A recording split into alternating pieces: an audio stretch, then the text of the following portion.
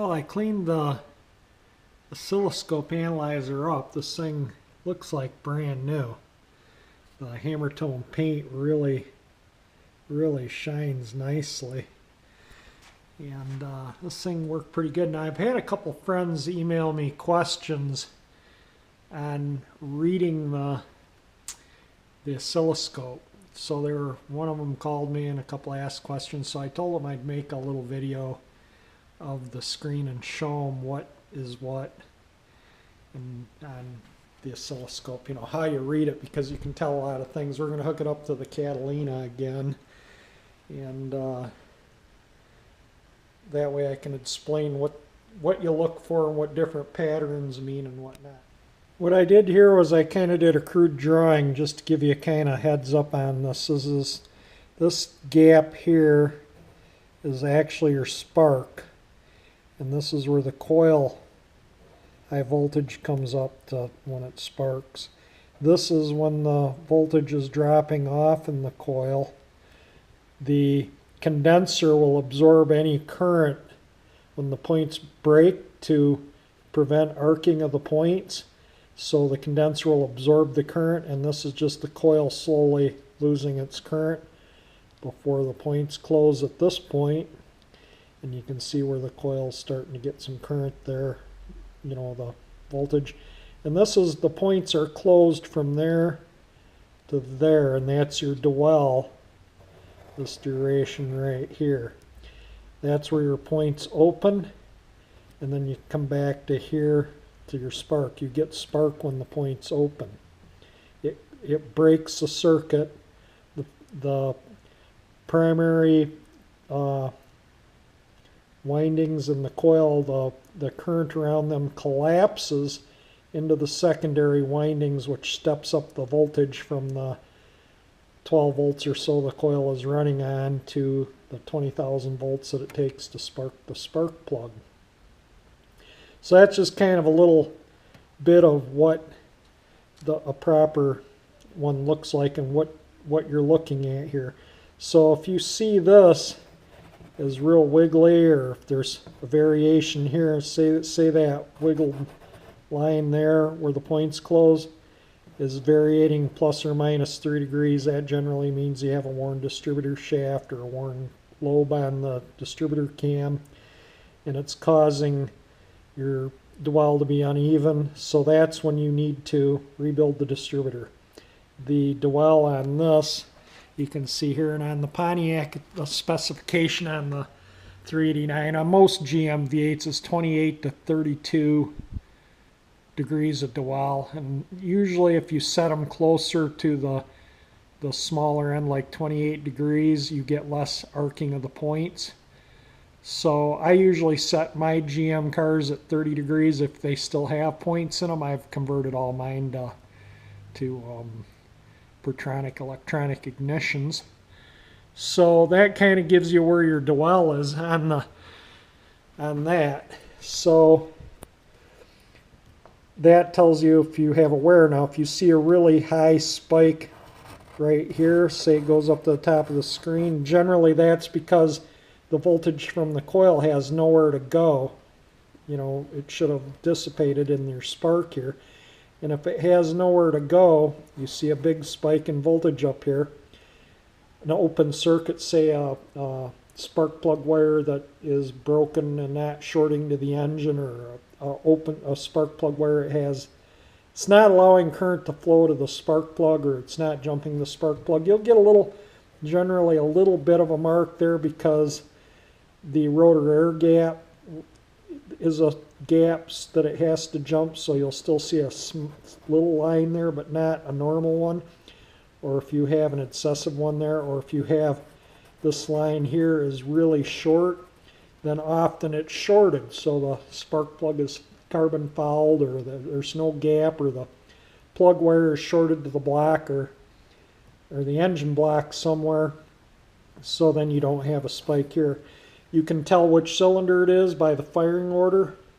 So when you're looking at your pattern on the screen here, if you have them in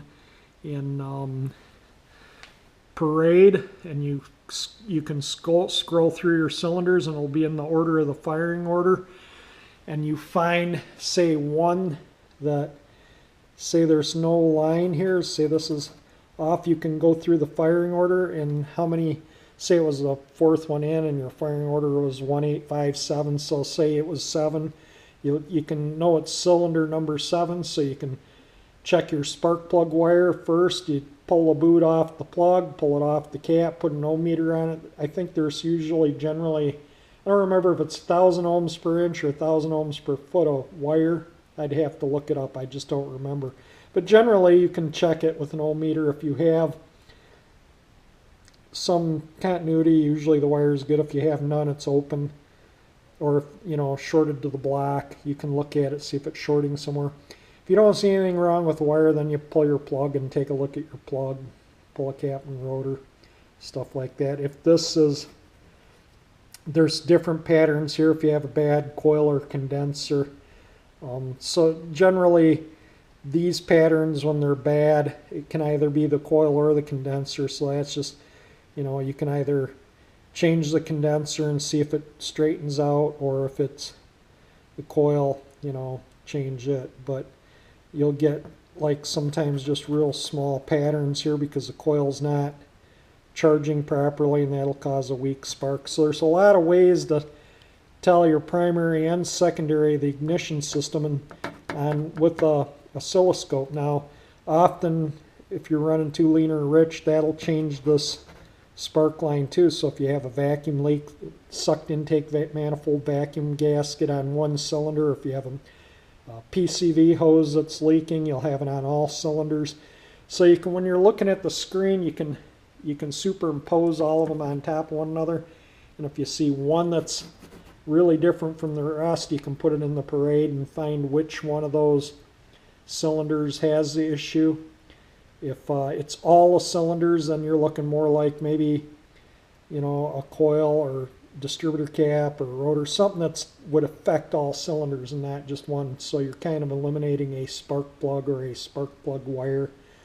You're looking more at what is involved in everything in the ignition, and you can check the primary and secondary side of the engine. As you see here, this is a secondary ignition, that's expanded, normal.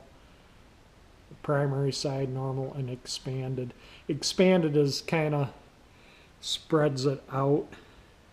Normal is just, you'll see all the cylinders in a row. That's the switch to change it from superimposed to paraded. This is your right and left edge, so you can get your spark lines there and there, so you can read your dwell. That's 4 and 6 cylinder, or 4 and 8 cylinder. This is 6 cylinder. This is your vertical position where it is on your screen here, and you can pull this knob out and it doubles the size of your pattern on the screen, so you can really look at it. So that's just kind of a little bit about how these things work and what you're looking at in the pattern here. So you can pretty much do a pretty good diagnostics on these old engines with an oscilloscope just by looking at your pattern, if you know how to read the pattern on the oscilloscope. Like I say, I've used a lot of oscilloscopes in the past, and you just learn from from using them what to expect to see, what you don't see, what you do see, what the problems could be. I mean, sometimes you do, if you hit a wide open throttle test and you get spikes, sometimes you got a worn spark plugs if it's on all your cylinders. If it's just one, maybe you just have one spark plug that's bad. But you can do a lot of diagnostic work with one of these, save yourself a lot of time and really tearing through the whole ignition system to find out what's wrong with the engine. Pretty handy piece of equipment to have if you're into these old school cars. I don't think this would work on any of the new vehicles. New vehicles don't have distributors and plug wires and all the stuff that requires to hook this unit up. It will work on something like this, but the spark plug lead here is not long enough, because you'd have to put the coil clamp and the #1 spark plug lead on here. This will work on magneto ignitions or battery ignitions. So So obviously the leads on that engine are not long enough for that, and for that you'd hook those two up. And then you could see the spark pattern, dwell and everything on something as simple as a 5 horsepower Briggs & Stratton. So that's just kind of a little bit about doing the reading on oscilloscope. Sorry for my crude drawing here. When we get this thing hooked up to the car and turned on, I'll try and get a little better video of it so you can kind of see what I'm talking about, and I'll try and point out on the screen. Okay, I did hook it up again, clamp number 1. That goes to the coil, distributor side of the coil, engine ground. We got a cold engine, so we'll set the choke. That simulates pushing the accelerator once to the floor. Get the keys out here, and we'll get it started up. Usually you do these, sorry about flicking the camera over, you do these at a higher idle RPM, not always at curb idle. Some tests you do at curb idle, but let's give her a go.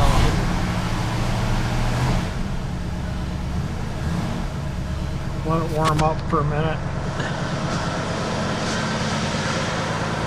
Last time I started the car was, I don't know, a couple of days ago when I first decided to try this thing out. So let's get things going here, and then I'll get the video going of the screen.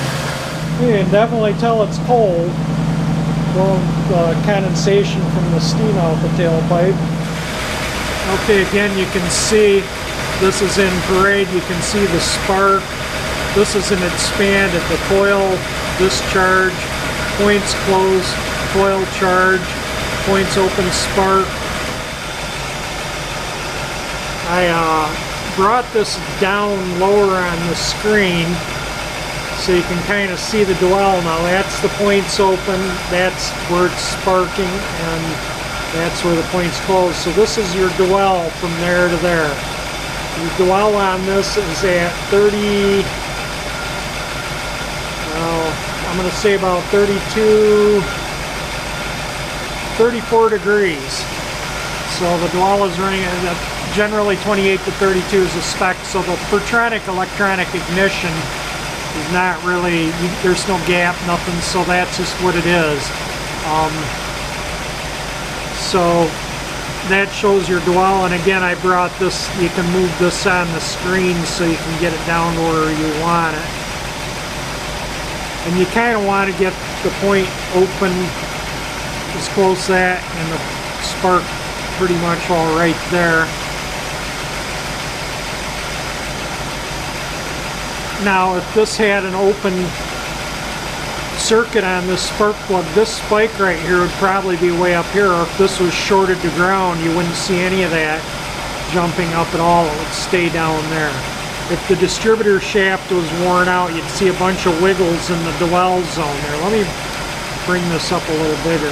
You'd see a bunch of wiggles there, and you don't see any wiggles there. So right there the dwell is right on about, it's about 32 to 34 degrees. The whole, thing's moving just a little bit, but that's the spark right there. Again, the coil discharging into the condenser. If that is really small, generally you got a bad coil. If there's a bunch of dirt, or if this is kind of messed up looking, you'd have burn points. Or out of adjustment points, so you can tell, there's different patterns for different problems with points. I'd have to sit down and draw pictures of everything, and I'm just not going to do that. But generally you can Google what oscilloscope pattern should look like on these and probably find it. If you have, when the point's open, if you have arcing, you'll see a little bit of a wiggle in the line right there where the point's open. That's actually between there and there is that's points opened up right there, and that's where your spark is occurring. Okay, they're on showing the primary side of the ignition right now and expand, and that dwell is running 30, 32 degrees pretty consistently. Now there wouldn't be because this has the Pertronic electronic ignition, you're not going to see any distributor wear, if there is any, which there isn't in this car. It's like brand new, the distributor. I had it out when I put that electronic ignition in. But if you had issues with the points, you'd see that right in that mark right there. That's superimposed, so that's all 8 cylinders primary, and that's expanded, so you can kind of see what all 8 cylinders look like expanded. And they're all pretty consistent. Again, this is your spark, your coil discharge, points close, points open, spark. So you can kind of get an idea of that's the, what's going on the primary side too, and that's expanded, that's normal. And here I've put them in parade. Primary side of the ignition system.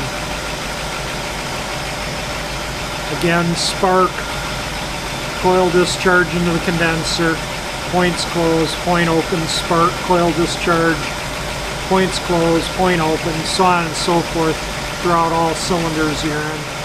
Sometimes when I'm switching from one thing to another here, I gotta play with these knobs, get this back in the screen or that. That is up and down, so you can see you can totally make it disappear and bring it back. And the same with these knobs, so this knob in particular. So yeah, so you kind of need to readjust them after you change modes to find where they are again. But that's all of them, the primary superimposed, expanded.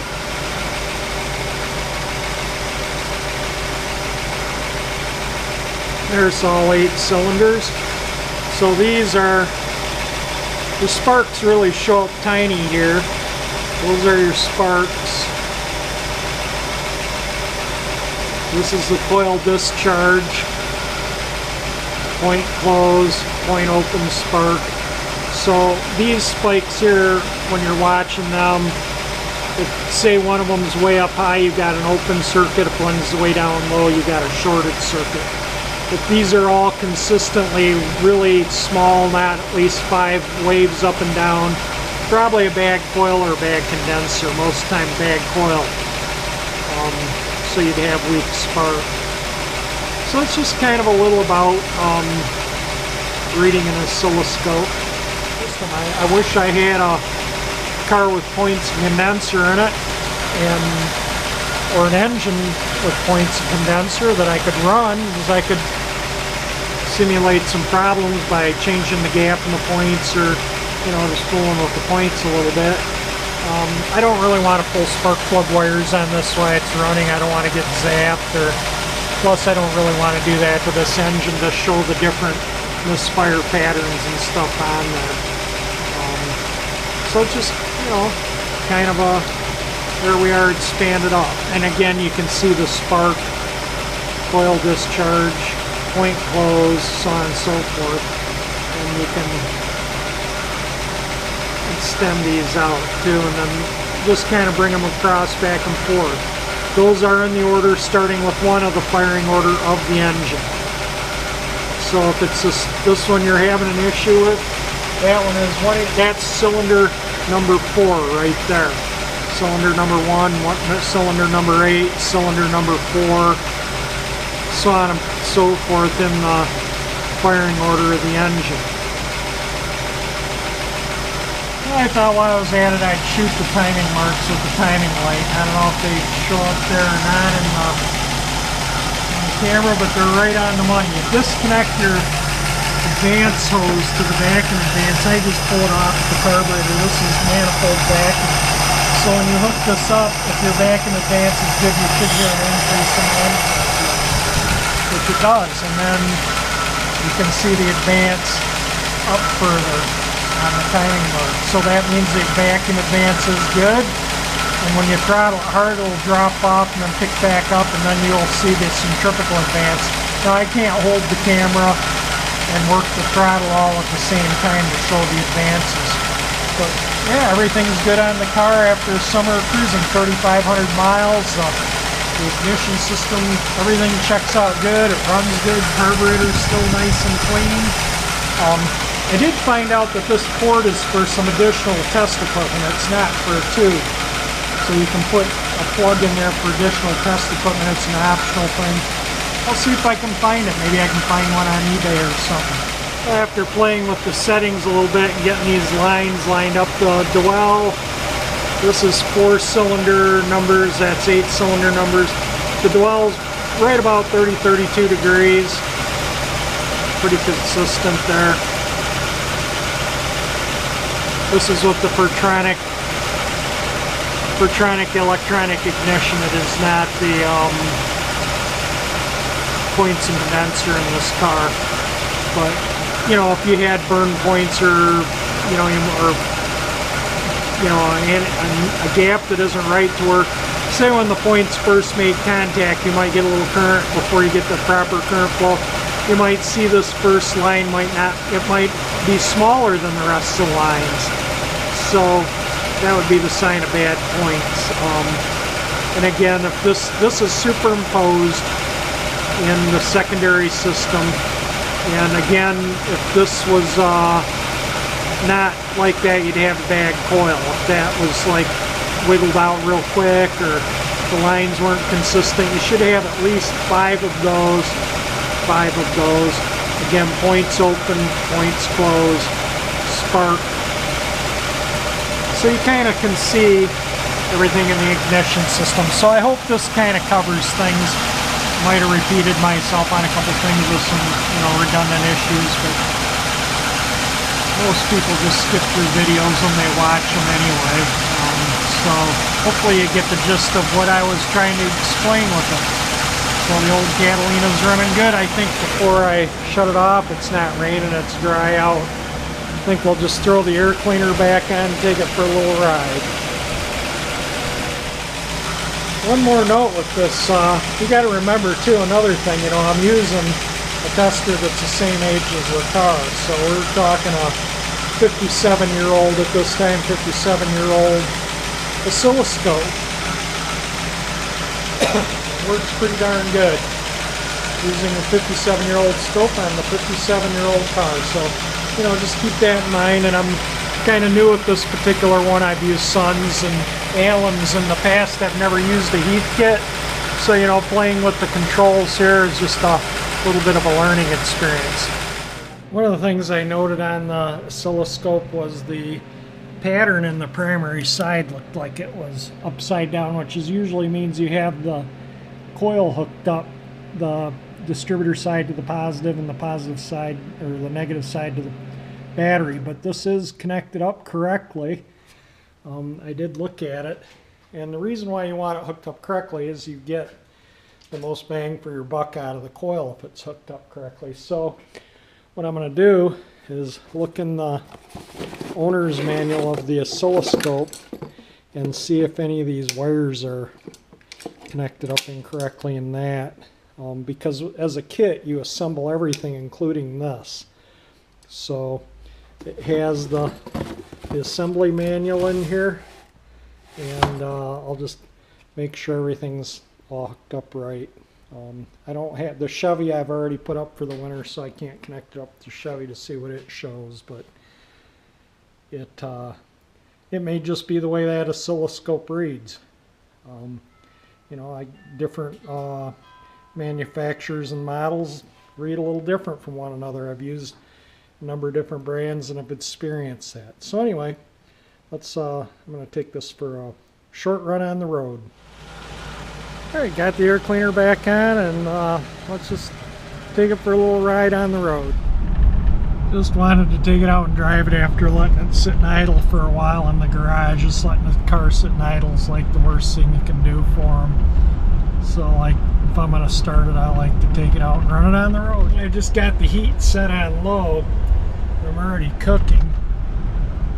So the heat definitely cranks in this car. I'll show the odometer here really quick. It says 28,885 and 5/10. So if you've been keeping track of my videos, and I show the odometer now and then on it. But yeah, that's what it's reading right now, and The car has ran perfect all summer long and hopefully continues to run perfect. I think I'll turn the heat down or off. Cooks you out of the car. It really works good, the heat. So again, thank you for watching my videos.